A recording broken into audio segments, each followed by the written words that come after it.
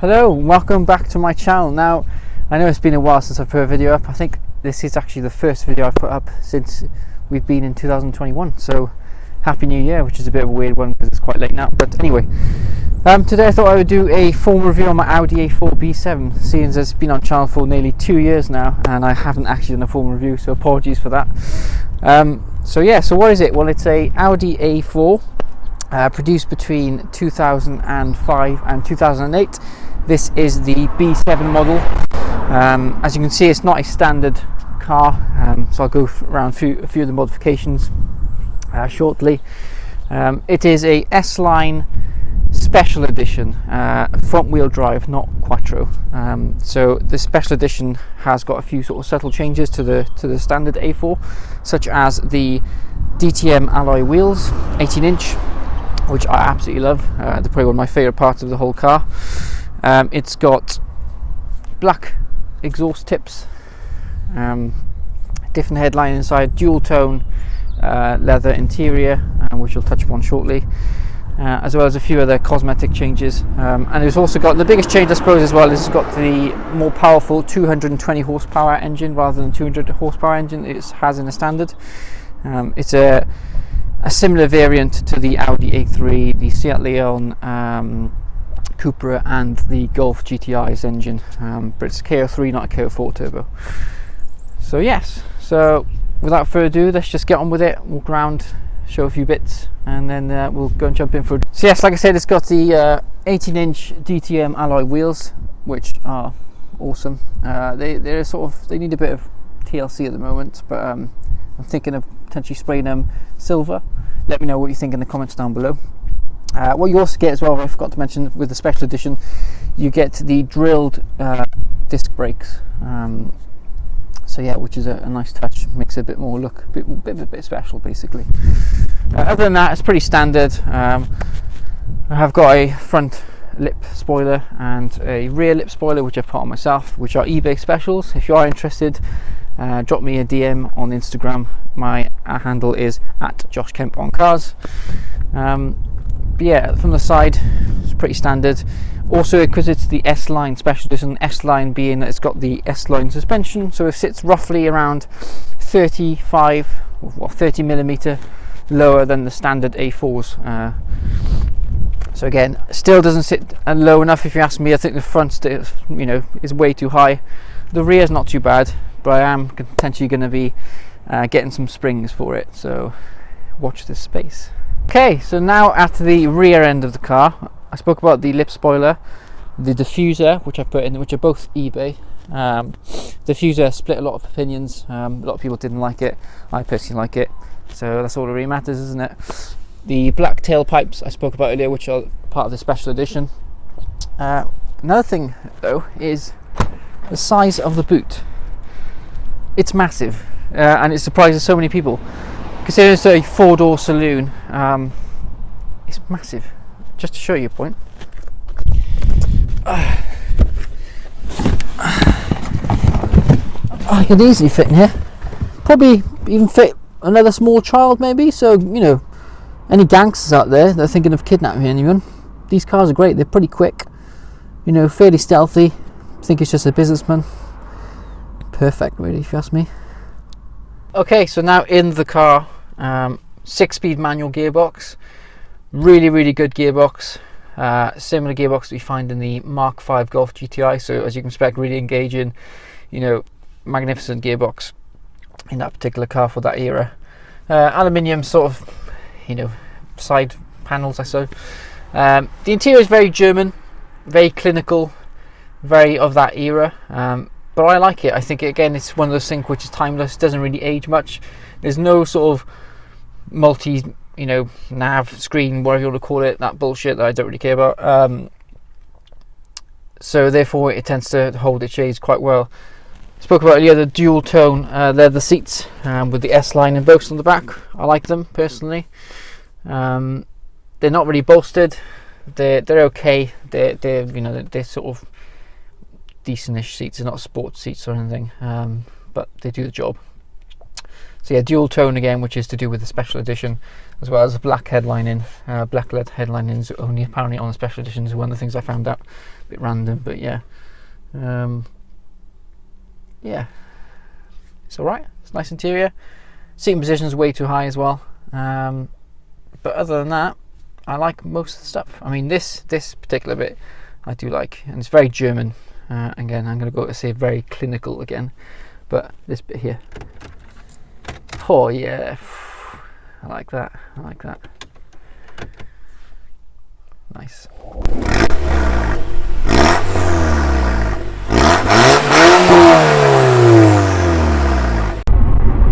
Okay, so I'm now in the car, and the big question is, what is it like to drive?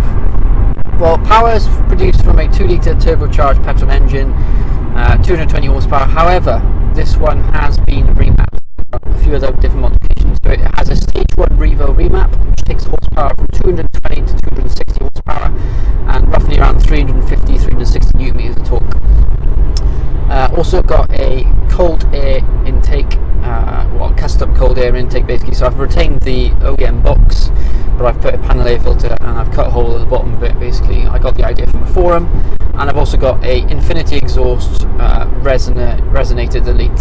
So that's the central box before you get to the rear mufflers. So that's been deleted for a straight pipe, which just adds a nice little tone, but doesn't drone too much either. You know, I'm on sort of dual carriageway now. There's no drone whatsoever, and I'm doing 60, so you get the perfect balance between, you know, satisfying my inner man-child, but also retaining the drivability of the car. I mean, in terms of handling as well, the car handles fairly well out of the box. I am thinking of potentially putting it on lower springs, but obviously the S-line suspension, it sits lower anyway than the standard A4s. But you also retain a lot of the good ride quality. You know, I don't feel that it crashes or bumps over, you know, any sort of pothole or anything like that. It does sort of ride quite firmly over it, so I do like that aspect of it as well.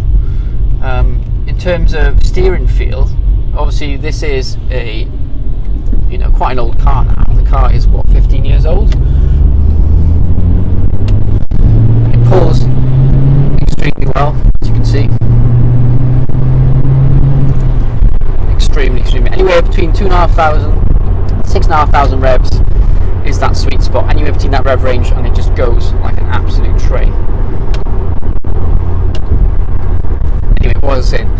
Yes, the feeling is not, you know, analog as such, but it's electronically assisted steering. But you know, I feel that you do know where the wheels are. You know, you do feel quite connected to the road when you're driving this.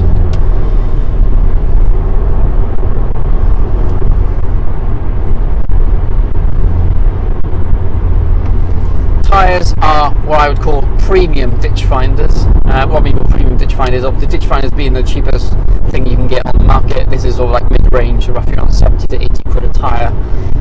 I'll put somewhere on here what they are, I can't remember exactly. That's how good they are. But yeah, they're okay. They've lasted roughly about 12,000 miles or a year or so. Decent feedback from the road. They're okay in the wet. Not the best, but you know, it's what you pay for basically. So I will be upgrading them to something slightly better. I'm not going to lie. Obviously, it's been locked down, so that's my thought. I got them changed in lockdown. So I thought, well, I'm not going to spend, you know, stupid amount of money, you know, didn't really know about job security and all the rest of it. So I had to be a bit careful where I spent my money. That was the main reason I went for some mid-range tyres.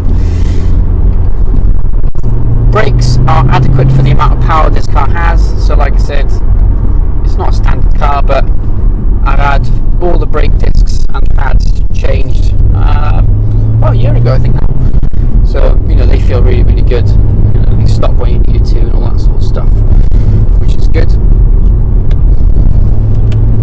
It's just good fun. It's just really, really good fun.